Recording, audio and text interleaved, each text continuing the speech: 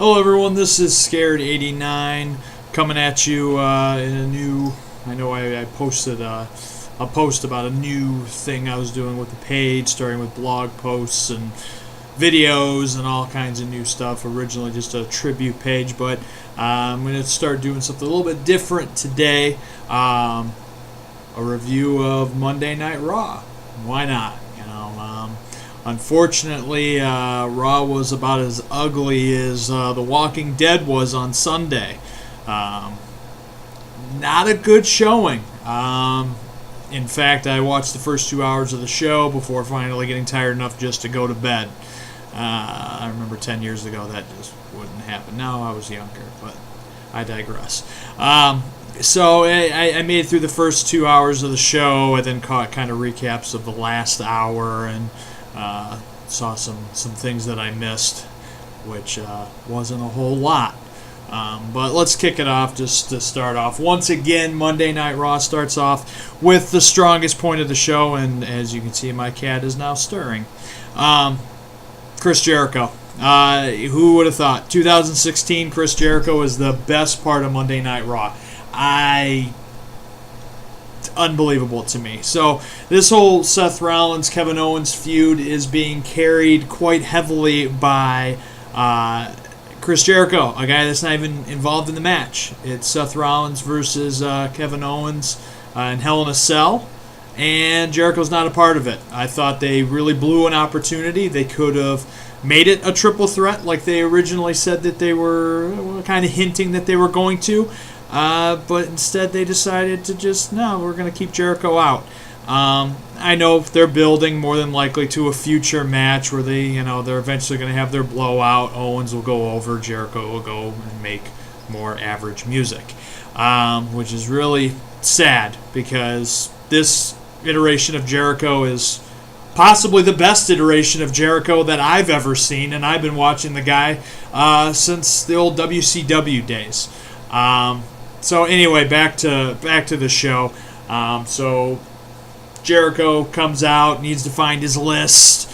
Someone's taken the list. Big surprise, we all know it was Seth Rollins. But real strong mic work again. Jericho he's a funny guy. He's hilarious. Everything that he says is pretty much gold. The guy has gotten over the word it. He's gotten over a list. He's gotten over stupid idiot. Sparkle Crotch is the thing because of his reaction to it and how he interacts with the audience. That's the reason why that caught on. It's not like it's a particularly... it is kind of funny, but Jericho really puts over everything, and he's doing his best work right now. He's got a scarf over. He's gotten over 69 thumbtacks in my back. It's just... he's gold. So... Rollins comes out, exposes he's got the list. It was a great promo, great fun. It's just really sad that the strongest character in this whole thing isn't really involved. Now, I'm sure he'll come out to the ring at the pay-per-view with Kevin Owens and maybe try to get involved in the match. Maybe there'll be a spot where the door somehow gets open and Jericho's able to interfere or something. I don't know. We'll see what they end up doing. But this feud is interesting and a good feud because of Jericho's work. Now, Seth Rollins isn't bad, but WWE just loves to do this thing where they got a really good heel character like a Seth Rollins, and he's just a well-written character, does a great job, really gets over because people just respect the guy because of his wrestling ability and his ability to just be an asshole, and he gets over. So it's like, okay, well, Finn Balor goes down, we need a replacement. We need somebody to be the top babyface. Why not take the top heel and make him the top babyface? Why the hell not? Well, that's all well and good if you let the guy retain 90% of his character. And that's kind of the problem with how they book their baby faces. Seth Rollins, he's a face now. He's still kind of got that cocky attitude to him, but all of a sudden he's pandering to the crowd and playing to them. And yeah, I know The Rock and and Austin did their sing-alongs, with the crowd. I get it. But Rollins, I feel like there needs to be that same vicious attitude that he had as a heel. And, he doesn't need to play to the audience. He never did that. The Rock, even when he was a heel, would play to the crowd because he thought he was so great and the fans should love him. And I don't think... I feel like Rollins, while it's not quite as drastic of a change from heel Rollins, I feel like it's a big enough change that it's a little annoying. It's not quite the Cena goes from a very edgy character, that would do rap battles with his opponents and, talk all kinds of shit, and got over doing that, turns face, and now he's saying JBL's poopy, and, he's making fart jokes, and he's just loses the soul of his character and just becomes a white meat babyface, which is not at all what is going to get over in 2016, hence why Roman Reigns is not getting over. Anyway, let's move on from the opening. So, next match on the list, Enzo Amore versus Carl Anderson. I feel like they just don't know what to do with these two tag teams. So it's like, what the hell? Let's put them together and make them have a completely pointless match on the pay-per-view. There's really no story to this. They just don't like each other, I guess. Which, whatever. It's really disappointing what they've done with both of these tag teams. The club is fantastic. They're fantastic workers. For the most part, they're pretty funny, except for that old day thing a few weeks back. Fucking horrible. Don't ever do that again. And they all acknowledge that was terrible. But Enzo Amore and Big Cass are hugely over, and when they came to Raw, they were one of the most exciting parts of Raw, and instead of continuing that, they just have them middling around in these feuds. So, okay, Club versus Big Cass and Enzo at Hell in a Cell. It really doesn't... it doesn't matter. Unless the winning team here, which... I would like it to be Enzo and Cass, considering we've already seen Club versus New Day a million times. If it's Enzo and Cass, we've got to pull the trigger on having them win the titles over New Day. I've read the rumors that they're waiting till WrestleMania. I think that's too long. New Day has got to drop the belts, and they've got to drop them now. They are stale. Too much of a good thing is still too much. But anyway, Enzo wins the match. Big Cass ends up doing a big boot to Carl Anderson's face because Carl Anderson just doesn't win matches. That's the other thing I don't understand. We're kind of protecting Luke Gallows a little bit, but Carl Anderson loses every match. Ever. Whatever. So, next on the list, and I'm kind of using no DQs kind of show overview to collect my thoughts. That's why I'm randomly looking over here. But Rusev just cut a really bad scripted promo about Roman Reigns. Nobody cares about this feud. Nobody cares about Roman Reigns and Rusev. This feud has gone on too long, and it's basically getting a Hell in a Cell spot because, hey, these guys have been feuding for a few months, so we kind of have to, right? I don't know. Anyway, next, New Day versus Cesaro and Sheamus. Stupid match, because Sunday they're facing each other for the tag titles. So what the fuck is the point of this match? It's a non-title match with no implications to the fact that they're going to have a title match on Sunday. There's the winner doesn't get to pick the stipulation, or if Sheamus and Cesaro lose, they don't get to have their title match. There's no stakes on this match. So what is the point?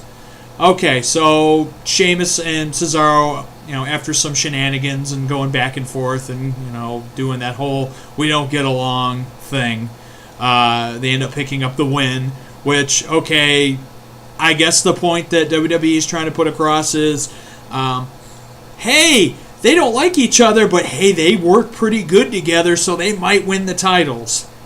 They're not going to. New Day's going to hold on to the titles. This is a feud I really don't care about. Cesaro and Sheamus are just... They couldn't figure out what to do with them, so they put him in a tag team, and Cesaro is getting criminally underused once again because Vince has no faith in Cesaro and sees nothing in the guy, which is a damn shame because his prime's being wasted right now, and it kind of pisses me off. But whatever, let's move on to other things. Let's move on to this dumpster fire of a fucking segment. Dana Brooke and Bayley have an arm wrestling match. The crowd shit all over this segment, as they should have. Things like this are really stupid. They were chanting, "We want wrestling. This is stupid." All kinds of stuff. Dana Brooke is fucking horrible. She was really starting to improve in NXT, and NXT kind of hid a lot of her weaknesses. And then they decided, let's just catapult her onto the main roster, and she's getting exposed every single week. She is fucking terrible. She needs to go back to NXT and spend a couple years down there because she is terrible. This whole segment was a shitstorm. It was fucking horrible, beginning to end. It was an abortion. I'd rather watch... I'm not going to have spoilers. I'd rather watch somebody get their head smacked with a baseball bat wrapped in barbed wire repeatedly than watch that. It was horrible. Moving on, Curtis Axel cut a pretty good promo. Better than his Michael McGillicuddy days, that's for damn sure. He cut a pretty good promo in his hometown of Minnesota, or Minneapolis, home state of Minnesota. He was pretty over, and I'm glad that they're going back to the previous Curtis Axel character. Get rid of the cargo pants, man. That was you look like a hobo wrestling out there. I mean, I don't know what the hell that was. So glad we're getting classic Curtis Axel back. Really cool stuff. Bo Dallas, comes out, decides to have a match because Curtis Axel is pissed off about how he was beat down last week by Bo Dallas. The Bo Dallas character is kind of interesting. They're going a weird, vicious, aggressive Bo Dallas, which I don't know. I think it's kind of working. He wins with a roll up on Curtis Axel, which the jury's still out on this. I'm interested to see what they end up doing on this, but we'll see. Stay tuned, I guess, with Bo Dallas. So eventually, Jericho finds the list. Braun Strowman has the list backstage. That was a pretty funny segment where he puts Braun Strowman on the list for touching his personal property. Just again, Jericho's just funny. I mean, his facial expressions, his tone, the way he does everything is just funny. The guy's funny. The guy's easily the highlight of Raw every single week. So after that, we had another terrible promo, this time with Roman Reigns, talking about Rusev in the Hell in a Cell match. Nobody fucking cares. Golden Truth versus Shining Stars. Nobody fucking cares. Nobody cares about the Shining Stars, and Golden Truth is kind of sort of amusing, but they're a comedy act. They don't have a purpose. It's shit like this in wrestling that really frustrates me because it's just such a throwaway segment. It's filler. It's obvious filler. And with the amount of talent you have on that roster, there should be no filler. Whatever. Next, there was the contract signing between Charlotte and Sasha Banks. This is where I eventually tapped out and went to bed. The crowd was already shitting on it as I tapped out to go to bed. Foley did a lot of incoherent yelling about how the Hell in a Cell is going to torture you and you're going to have nightmares and it's just when you think you're over it, it's going to come back and oh no, spooky. Not in this era, Mick. The Hell in a Cells that you were a part of, Sasha Banks and Charlotte will not be a part of that. This is basically a glorified cage match.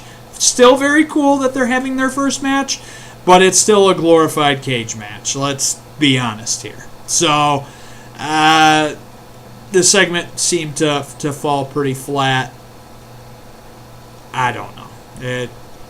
We'll see. I really hope the match ends up being good. I think it will be good. They're two phenomenal wrestlers. I think it's going to disappoint because it's PG era Hell in a Cell with two women in it. How awful is it really going to get? I mean, I don't think they're going to be beating the shit out of each other with chairs. We'll see. Next up, Brian Kendrick versus Rich Swann. Rich Swann is awesome. Brian Kendrick is awesome. I love both of these guys. But this whole cruiserweight division experiment just really isn't working. I don't know. I don't think I think there's plenty to separate, like Brian Kendrick, because he's the wily vet. People know who he is, so he's cool. Rich Swann is really cool. Great theme music, tons of charisma, great wrestler. Rich Swann's going to be just fine. T.J. Perkins, I don't know why we made him the face of the division. I think that is where they fucked up. T.J. Perkins should not have won the Cruiserweight title. He should not have won the Cruiserweight Open because he was like the least interesting guy that made it to like the final 8, maybe even the final 16, but at least the final 8. Anybody but Perkins. Anyway, Swann ends up winning with a roll-up. Largely a throwaway segment. Kendrick and Perkins are going to have the match at Hell in a Cell. We'll see what happens. Maybe they'll give Kendrick the win. Probably not. But we'll see. Braun Strowman kind of faced Sami Zayn. Once again, he humiliated Sami Zayn by saying he wasn't real competition. Sami Zayn smacked him a couple times in the face. Got thrown around like a rag doll. And Braun Strowman just walked out because he's not taking Sami Zayn seriously. So, if they don't have Sami Zayn go over Braun Strowman, you basically are telling the audience that Sami Zayn is a pile of shit. Because this guy's making a complete fuck out of him every chance he gets. He's not taking him seriously. He's laughing at the guy. So the only way to have... You've booked yourself into a corner. You now have to have Sami Zayn get that win. So they've been building up Braun Strowman all this time. Is it to put Sami Zayn over as a giant killer, which, they've done with Rey Mysterio in the past, for instance? Or is Sami Zayn just going to be the first legitimate guy that Braun Strowman eats, and they're going to save that loss for later? I don't know, but I kind of care about this because I really like Sami Zayn. If he doesn't get the win, they're stupid. But that's my thoughts. So then came the most mind-boggling thing that they could have possibly done. They had Paul Heyman come out with Brock Lesnar in Brock Lesnar's home state. Okay? As a writer, I would go into that assuming Brock Lesnar is going to get massive cheers, and it's probably best just to keep the promo to Heyman saying that Lesnar is going to destroy him, victimize, the usual stuff Heyman says, and go from there. Instead, they have Heyman go out with Lesnar, act like it's not Minnesota, act like the crowd hates Lesnar and loves Goldberg, and they let Heyman talk about how he hates how the crowd chants for Goldberg and does the Goldberg chant, and it really pisses off Brock Lesnar. Meanwhile, the crowd, that was the cue, by the way, for the crowd to start chanting Goldberg over and over again. Well, instead, the crowd chanted Suplex City, and the crowd chanted Goldberg sucks. Because they're in Minnesota. What idiot didn't think that was going to happen? So Heyman looks perplexed. He doesn't know what the hell to do, because this segment is stupid. So I guess what I'm reading, I read shortly before starting to record this video, was that Vince actually was so pissed off and aggravated and upset about this segment that he pulled the plug early and just had Lesnar's music play before the segment was really supposed to be done. Yeah, WWE has made some serious mistakes in this whole Goldberg thing. So I'm a big Goldberg mark. Yes, I recognize the fact he's kind of a shit wrestler and all that, but listen, 10-year-old Jamie thought he was the fucking greatest thing ever, and I still have that nostalgia deep in my heart. I love Goldberg. I don't know. The guy just has great charisma, the entrance, the music. He beat the shit out of everybody he faced. I don't know. It worked for me. I got it. I was a big WCW guy back in the day. But they've also made the mistake, not only of this promo, but they made the mistake of the matches at Survivor Series in Toronto, Canada. You know, Canada, where Brock Lesnar now bills himself from, in UFC at least, and Canada, where Bret Hart is from. You know, the guy whose career Goldberg ended. And not only that, but Canadian fans are historically massive smarks. So they are going to shit all over Goldberg because Goldberg is not a smart favorite wrestler because he's not a good wrestler. So Goldberg's going to go into this as this big returning, conquering champion that's going to defeat Brock Lesnar and put him in his place. And he's the big baby face, and he's going to get booed out of the building. He's going to get completely booed out of the building. And it's going to come off so stupid. This was bad planning on WWE's part. I don't know what their thought process was, thinking, oh yeah, who gives a shit? It's in Canada. Goldberg versus Brock Lesnar. Everyone's going to love having Goldberg back. Okay, well, in a typical town, that's true. If you're having, you know, you can have it maybe in like Austin, Texas or something. Shit, the Royal Rumble is at the Alamo Dome. Have it at that. You should have had the match there. You'd get your buy rates, you'd get your, you sell your tickets that you want, and the crowd isn't going to completely, I mean, they're still kind of smarky. They did boo Shawn Michaels way back for Sid Vicious. But Toronto, Canada is probably the worst place you could have picked. Other than doing WrestleMania 20 again at Madison Square Garden in New York and having them shit all over him too. But you should have picked just a basic town, not one of those smart towns. It's going to come off bad. It's going to look bad, and this promo was a perfect example of that. Moving on to the main event. Another stupid decision. What's the point of this triple threat? There's nothing on the line. Nothing to prove. No anything. And what do? They have Rollins pin them both at the same time. Why? So now you make them both look like pieces of shit. And I don't know. It just was such a head scratcher. I had no interest in watching the match, hence why I didn't even stay up to watch it. There's no stakes on the line. You have to have a reason to watch. And there was no reason to watch that triple threat match. I'm going to watch Rollins versus Owens in Hell in a Cell at Sunday. Why do I need to watch a triple threat with nothing on the line on Monday? I don't. That's the answer.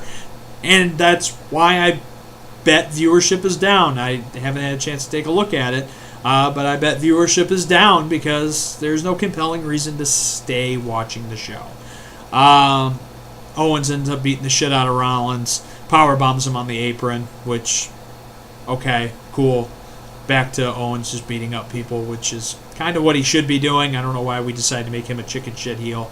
But whatever. So that's kind of my thoughts on Monday Night Raw. It wasn't a good show, guys. It really wasn't. I give it maybe a 6. 6 out of 10. Bad show. Hopefully SmackDown does better tonight. And we'll see how things go.